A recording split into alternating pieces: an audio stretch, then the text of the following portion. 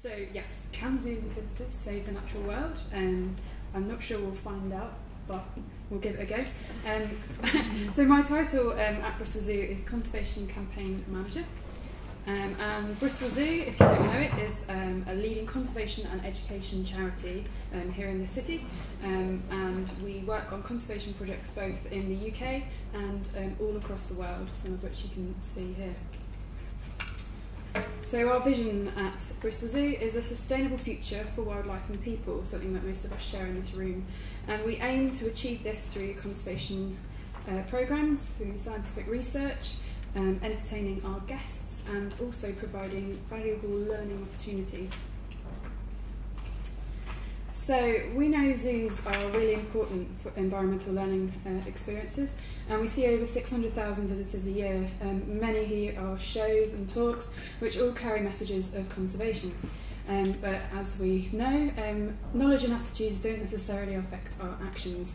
So to really achieve this sustainable future, zoos need to go beyond just raising awareness and actually enabling our visitors to take that action to benefit our environment. Now, our key attraction at the zoo is a group of western roaming gorillas, and we wanted an action that our visitors could do to help protect gorillas out in the wild. Now, several years ago, Zoos Victoria, based in Australia, applied principles from social sciences and came up with the Connect, Understand, Act model, which is for zoo-based conservation campaigns. So using this model, we planned our very first targeted behaviour change campaign at Bristol Zoo in 2013. Now, if you were here, unsustainable wood extraction destroys gorilla habitat, and so we teamed up with the Forest Stewardship Council to encourage our guests to purchase FSC certified wood products from well-managed forests, and they pass strict criteria, and that's including safeguarding of endangered species. So that's how it benefits our flagship species. So first we surveyed our visitors to find out what people believe about buying FSC products, and also what are the barriers to them carrying out that behaviour. And we found that key barriers to people purchasing FSC products were, first of all, they couldn't recognise the FSC logo, or they didn't know what it meant. They didn't think FSC was widely available to them, and they also thought FSC would cost a lot. Now, if you were here last year, you would have heard Natasha Filer talk about our first campaign, Grill for Gorillas, which was encouraging visitors to buy FSC charcoal for their barbecues. And she didn't get to present some of the results, so I've just got a couple of graphs here. But basically, results showed that visitors reported better logo recognition after their visit, and this was much greater in those that are participated in the campaign. So we talk about FSC all around the zoo and not just the campaign. And also, visitors rated their intention to purchase, so FSC was more influential on their purchasing decisions after their visit to the zoo. Again, this was greater in those that have participated. Right, so what did we do this year? So this year we launched Kikis Kitchen. So this was a campaign about buying FSC in the context of your kitchen at home.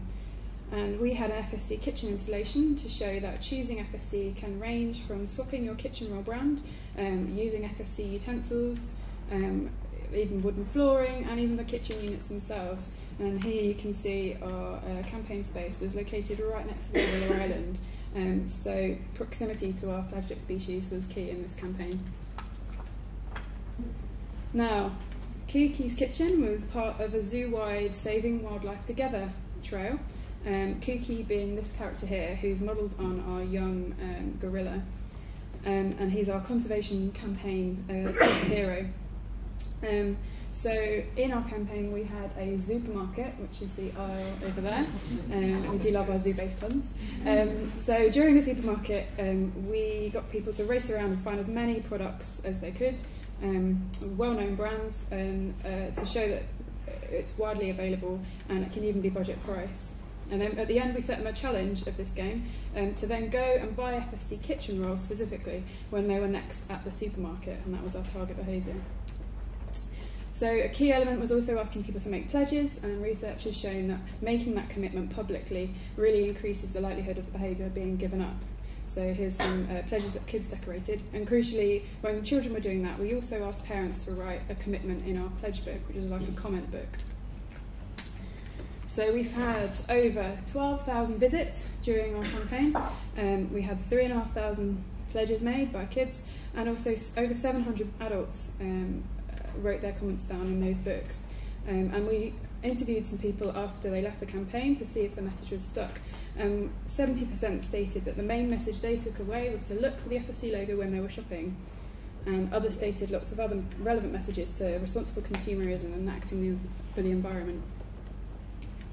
So this is a fabulous word cloud of those 700 comments that adults wrote in our pledge book, and over 75% of those were either to look for the FSC logo or to buy FSC products. So it's a great indication that people really intended to carry out that behaviour. We followed up with a sample a month later. We didn't get a huge response rate, but in the future we'd really like to find out whether campaign actions had a tangible impact on behavioural outcomes, and that's something that I know a lot of people find difficult in this kind of behaviour change campaign. Now, what are we planning next year? So in case you didn't know already, Bristol is European Green Capital in 2015. So we at the zoo are hoping to make a positive impact on our local environment during this year using our visitors. So we're moving the focus to local action at home, what you can do at home. And we're planning to do some pre and post research this time to really find out, measure that impact and see if our specific call to action was answered as a result of a visit to the zoo. And we're... Oh, yeah, I'm finished. So yeah, we're in the early stages of research and planning, so any suggestions, experience, feedback would be brilliant. And just to sum up, if you add up all the visitors that pass through the gates of World Zoo and Aquarium Association zoos, then this comes to over 700 million people worldwide. So the potential for action is great. If all zoos did something like this, we could really have a big impact. So we at Bristol Zoo believe action from our guests is key in conservation and hope to continue to improve these campaigns to benefit wildlife. Thank you.